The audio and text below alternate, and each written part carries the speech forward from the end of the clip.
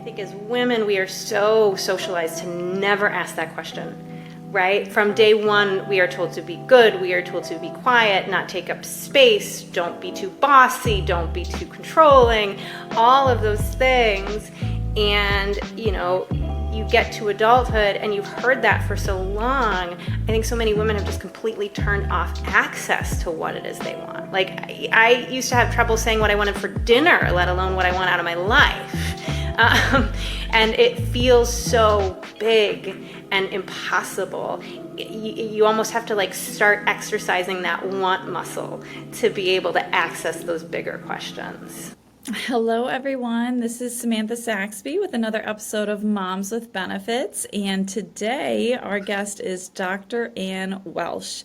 And we are super honored to have Dr. Ann today with us. She is a clinical psychologist. She is a consultant. She is an executive coach. She is a fair play facilitator, if anybody's read that book. And she really specializes in supporting women in their transition to parenthood. But specifically, she specializes on the STEM, law, and healthcare niches. So we are so excited to have you today on the Moms with Benefits podcast. Welcome, welcome. Thank you. I'm really excited to be here. Yeah, so today I'm actually super excited about this topic. We're going to talk about the ambitious identity paradox. And so if you consider yourself an ambitious person, an ambitious mom that's listening that may be struggling with how the heck to make it happen when you are trying to balance, quote unquote, balance family and work, I think this episode is going to be really powerful for you. So I'm very excited. So I want to start out with a question that's just really broad, but I'm very interested to hear your take on it. So why is being a working parent so hard? I think just on a very superficial level, logistically, it is really challenging, right? Like, think about what happens before you leave your house for the day, right? Like, everyone has their own schedule. I wake up at 5 in the morning. By the time I start work at 8 in the morning, I have already done 3 hours of work. It's just, there's so many pieces that you have to do in a given day. And that's just the logistics element of it. But you're also doing a lot of emotional labor to get through all of that. I think if we zoom out, though, things are hard because essentially when you transition into being a working parent, you're going through 2 transitions simultaneously. So you have a kid, and that's this kind of earth-shattering, massive transition. Your identity gets turned on its head. You don't even really realize how big it is until you're a ways into it. And then you go back to work.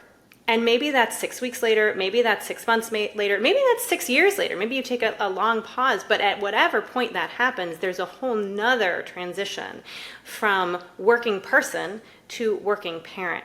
And that is also really challenging. So you're kind of doing these multiple identity shifts almost simultaneously, and it is a lot. It's a lot for your kind of brain to wrap its head around. Again, it's a lot from those logistics standpoint. And there's a lot of biological changes that are happening through this period too that you're adjusting to. And some of them are really enriching your brain, which we don't always talk about. But regardless, it's change. And even good change is really hard. Yeah, that makes a ton of sense. And it's interesting. My mind went to processing change. And if you have so much logistically happening, so much emotional labor happening, when is the time for you as, your unique identity soul person, allowed to or given that space to kind of process the change of kind of who you are now and what your responsibilities are and things like that. Do you have any kind of comments around processing change? I think that's such a big point, right? I mean, I think if we just think about it from a work perspective, we understand that if you're in the doing of the task, you can't really be simultaneously doing the strategic thinking that you need to be doing, right? Like if you're someone that is high up in your organization, you can't be like on the line working and making the managerial decisions. We know that that does not work, but that's essentially what we're asking working parents to do. Like learn all the elements of the job, do all the things. Oh yeah, and somehow reflect on the enormity of what is happening to you simultaneously. And it's kind of an impossible task. When I work with people individual, that is often a lot of what we are doing, is doing that kind of more strategic thinking, if you will, of reflecting on what is changing. What do I want now with this new situation? What parts of myself am I letting go of? What parts do I want to hold on to and bring into the forefront? And how does that then look moving forward? I mean, I was just talking to a client the other day, and she was kind of talking about, do I take on this new big project or not? It feels like it's going to be like logistically challenging. And we were in a group, and group members started offering some logistic advice, and I said, well, let's pause for a second. Do you actually want to take this on, right? Before we get into the logistics, we have to have that space of, do I want this? And you don't always have that space and bandwidth as a working parent because you're trying to do so many things. Yeah, that it's an interesting concept. I'm trying to, like, from my perspective, it's like I have these goals and I don't want these goals to get derailed. It has like a negative connotation, but derailed because of kids.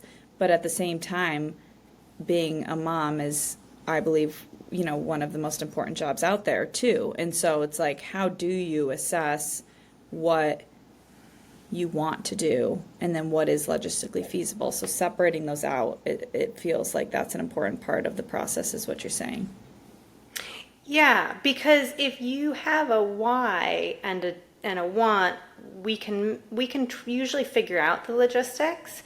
But I think a lot of times what happens, and this is what the ambitious identity paradox is all about, is that we're chasing after the wrong things because we think we want them, or much more often because everybody else says we're supposed to want them. Essentially, the ideal mom and the ideal worker both are kind of built on the altar of self-sacrifice, if you will, right? To be the, quote, perfect mom from a cultural narrative is to be a martyr, to put everyone else's needs before yourself, to kind of lose yourself almost in the process. And to some extent, that's what work asks of us too at times, right? I think there's maybe a room for a changing narrative there, but that really is kind of the traditional one. You can't do both of those things simultaneously. You will fail and disappoint somebody. Usually what ends up happening is you end up disappointing yourself. And so we have to figure out first, who and what am I ambitious for, right? If I am only chasing after the next gold star because it's the next gold star, if I'm chasing after that promotion because that's what I'm supposed to want and I never gave any thought to whether I want it, or maybe because I wanted it, but now I have kids and now with kids I want something else, we're not going to be happy because we're just going to achieve, right? It becomes this kind of hamster wheel of achievement that doesn't feel very good. Maybe it feels good for like a hot second, and then you're just on to the next thing. As opposed to when you are ambitious for something that feels truly aligned, the journey feels good, right? You move from this kind of Sisyphusian task of rolling the hill up the mountain every day to, oh, I'm hiking a mountain and kind of enjoying it. Yeah, it's hard, but I'm enjoying the process and I'm stopping to kind of take in the view as I go. Okay, so simplistic terms, the journey, not the destination, comparison. Yeah, but to get there, to get into that spot, right? It's not just a saying. It's not just, oh, be grateful for everything you have.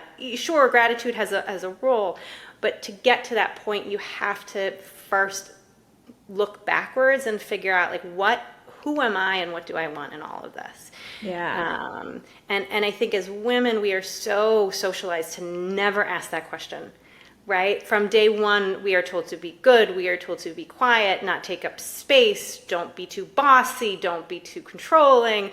All of those things. And, you get to adulthood and you've heard that for so long. I think so many women have just completely turned off access to what it is they want. Like, I used to have trouble saying what I wanted for dinner, let alone what I want out of my life. And it feels so big and impossible. You almost have to like start exercising that want muscle to be able to access those bigger questions. Yeah, you're speaking to my soul right now. So so I want to make it clear for the listeners. So you threw out the phrase ambitious identity paradox. Let's be Yes. clear. What is the ambitious identity paradox? Yeah. So it's a term that I developed, and it's that idea that you're going after the wrong thing, that the pursuit of external standards somewhere and a relentless kind of drive for perfection and people pleasing have just completely overshadowed your true vision and values and your true self. And that becomes the thing that gets in your way, that prevents you from achieving whatever it is that you're desiring.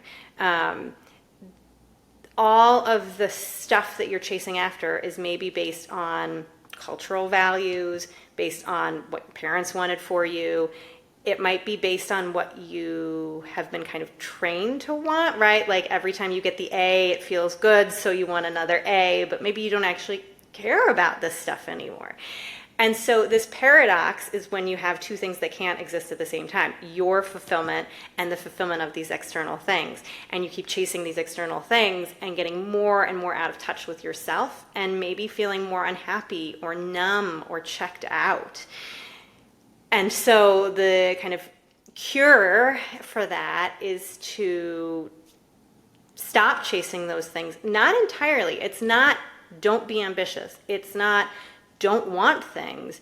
It is take a moment, evaluate your own values, what you want, get clear on what all the other voices are saying, and separate those that don't fit from what you actually want. Then you go after that, right? I think sometimes, especially for millennial moms, and I'm kind of one of those folks on the cusp, the geriatric millennial / Xer. I had a working mom. She was a doctor. She had 4 kids. She had an ambitious career and a family. And I looked at her and said, "Oh, that looks doable. I'll try that." But I think, those of us that were raised in this generation, it was kind of like girls can do anything. Except then it's real disappointing to find out that we'll tell you that, but the world is not actually set up for that to happen. And, newsflash, it's real hard to do all of the things. And so it is this disappointment of, I was told I could do anything. I'm supposed to do everything. There's a lot of pressure that comes with that. What if I actually don't want to do it all? What if my ambition is to be home with my children more? That's great, but maybe I don't feel like that's okay. What if my ambition is to be in the C-suite and, have a big career, but also have a family, and I need to then call in a lot of help? Let's normalize that. That's also an okay choice. I think we don't necessarily realize what the possible outcomes are. And that's what I'm trying to change, to say, like, let's look around and think about what you want and design a life that fits for you, that fits your own personal ambition, as opposed to, either drop out of the workforce entirely or kind of go in a Sheryl Sandberg lean in direction. Yeah. Those are 2 possible options of many.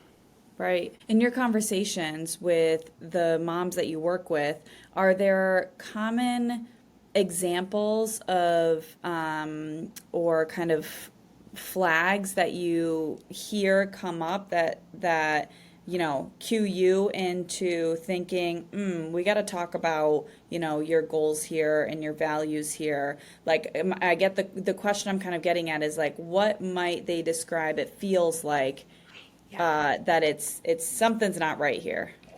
Yeah, I think that's a great question. And I would say in my list that I'll generate here for you, probably 90% of working mothers have felt at some point, because I think it's actually incredibly common. The a big one is I miss my old self, or I don't feel like myself, or I don't know who I am anymore. Like that kind of, there's an awareness in that of that disconnection from self. Probably the most common thing I hear is I'm completely overwhelmed. I don't know how to get everything done, and I am now, essentially like, well, maybe I should get up at 4 a.m. Maybe that's the life hack I'm missing, as opposed to recognizing, no, we have to actually shift the to-do list, not just find more time in your day. This is not a productivity exercise. And kind of relatedly, a sense of failure. I'm a bad mom, I'm a bad employee, I'm a bad whatever, fill in the blank, because I am failing across the board. Another one is feeling really alone and isolated with it, right? Not only disconnected from ourselves, but disconnected from other moms, disconnected from other people, from friends, from any sort of relationship. And then the last one, which I think is a common one, is just this sense of like, I'm not happy and I don't know why, right? Of like, I wanted this, I wanted the job and I wanted the kids, or I thought I did, and now I have them. Why am I not just like blissful all the time?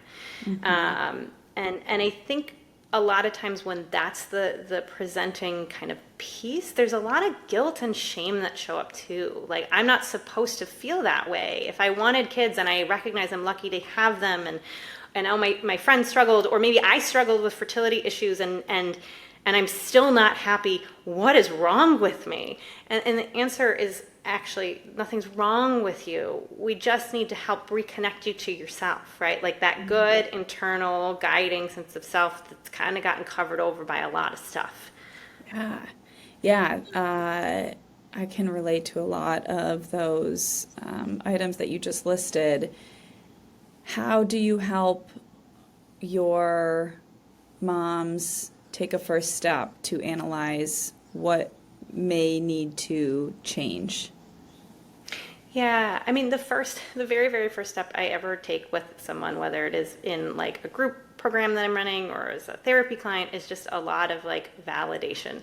You are not alone, right? I listed those 5 things because I hear in the 20 years that I've been practicing, I hear this stuff a lot, and I don't say that to minimize it. I say that to help moms understand that like this is not a you problem. This is a systemic issue. But there are things that you can do, right? So you are not alone, and there is hope. And overall, the process is one of, starting with kind of a silly analogy, but like a little closet decluttering, right? Like you can kind of visualize. I'm making this up as I go. Going into your closet and like trying literally everything on. Does this fit? Do I like it? Does it fit? Is it comfortable? Would I wear it? Right? And so, of all of these identity pieces that you're chasing after, all of the things that you're trying to do, does it fit? Is it relevant to my current life? Do I even like it? Do I like the way it looks? Right? Do I like the way it feels? Because I think, to further analogy, what's happening is, maybe I had a kid and my identity's upside down and my body's certainly not the same way it is, and I'm like squeezing into, a suit that's not the right size, that's 3 seasons out of date, and I hate it and I'm uncomfortable, and I go to work anyway and I'm wondering why I feel uncomfortable all day. Well, it's because I'm wearing something that isn't me. It doesn't fit. I don't, all of these things are wrong, and I'm not recognizing that. And so we kind of got to figure out, okay, where did all those items of clothing essentially come from? Was that Aunt Susan's comment? Was that your mom's message? Was that school? Was that Instagram? Let's put those things in boxes. And then from the quieter space with that noise kind of contained, let's start doing the work around what do you value? What do you want? Where are some of the breadcrumbs of joy that we can kind of follow to a life that fits better? And then there's a lot of practicing of skills around how to do that and how to set boundaries and ask for help and all of that stuff that comes into play too. Yeah, super wonderful metaphor. Kind of a side note, because I fully understand that that was a metaphor, but postpartum, I found myself literally struggling with my clothes in terms of my identity, feeling like, I always loved fashion. I'm by no means like, don't ask me about fashion, but I always just love shopping and finding good deals. And then when I was postpartum, I felt like I had to find like my new mom outfits, like what was comfortable on my new Yeah. body and what felt like me, because I feel like my clothes are what make me feel good, and if I feel good in my day, then I'm like off to a great start. And so I get that that was a metaphor, but I also feel like I tell my mom friends like sometimes you need to go on that shop and splurge and feel like you're comfortable and who you are now, and sometimes that starts with just like feeling good with what you wear. And so that was like a postpartum thing for me. No, but I think it's totally true, right? And I think I think a lot of women go through that, and a lot of us, I know I just kind of, with my first especially, was like, I just need to get back into those old clothes because I didn't want to spend the money, I didn't want to take the time, blah, blah, blah. And it wasn't until I had my second where I was like, I'm going to just need to buy new clothes here because that's actually going to be the thing that makes my life easier. Ironically, I would also say the second is when I left kind of my corporate job and went out on my own. So there was an identity shift in multiple ways there. But it is that process of saying, my life will be easier overall if I take the time to, in this case, go to the mall and buy some new clothes, right? Yeah, If I take the time to fit my current self and my current life and appreciate that, right? Like yeah, appreciate those changes to my body, and what got me there, and see yeah, those as maybe valuable as opposed to flaws or totally, just hardships. totally. Yeah. Yeah. Okay, so I want to go back to the ambitious identity paradox. I just love this concept. And so I want to ask you, Moms with Benefits, we take our passion is financial stability for motherhood, and that could mean a lot of different things. We talk to a lot of moms who are navigating their leave journey, and it is exceptionally rare that the balance of income or lack thereof versus some sort of time off um, is not part of that conversation, right? Like there's a financial penalty, there's a financial impact to motherhood. And so I can imagine, and we've heard from a lot of moms that are very ambitious. They love their financial independence. They love that they're going to be able to create generational wealth. And so, how does the financial goals impact the conversations that you've had related to this ambitious identity paradox, if that's a fair question to ask you? Yeah. I mean, I think a couple things, right? Because if your goal, if you decide that what is most aligned with you is to just kind of keep straight shooting up the ladder, the that's great. There's still a financial impact on a corporate level, but I think maybe what you're getting at more is like, what if you choose to take a pause or roll it back a bit, right? Yeah, like a lot of our listeners are the breadwinners of their family. Right. Yeah. Right. And so I think in there, my advice is a little bit play the long game and communication, right? I know when I chose to step back, there was no language around a pause at the time. My second is now, of my four, my second is 13. And so this was 13 years ago. And I had no peers that were doing it. It was not a thing. People were either at home or they were working. There was no like gray area.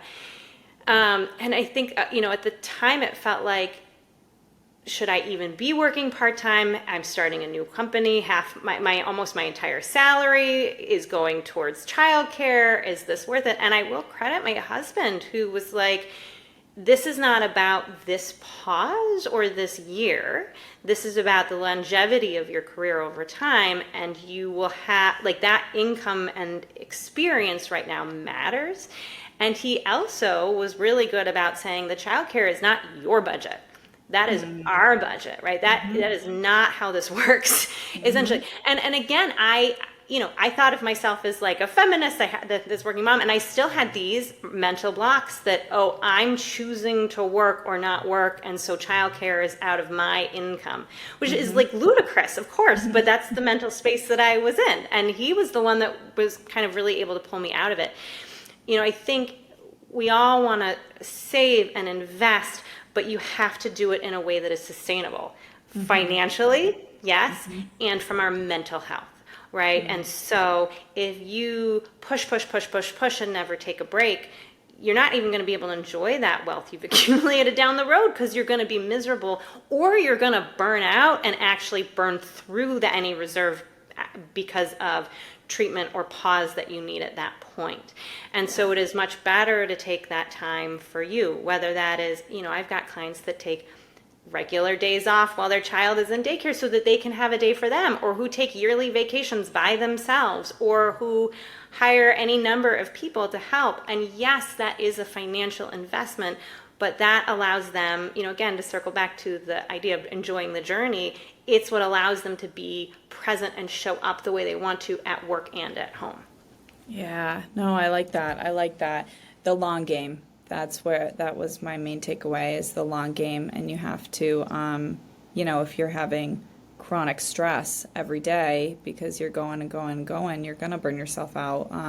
And that has, the health complications from chronic stress. So really interesting. All right. So another question for you. Are there, myths or misconceptions about balance that set working parents up for failure kind of out of the gate?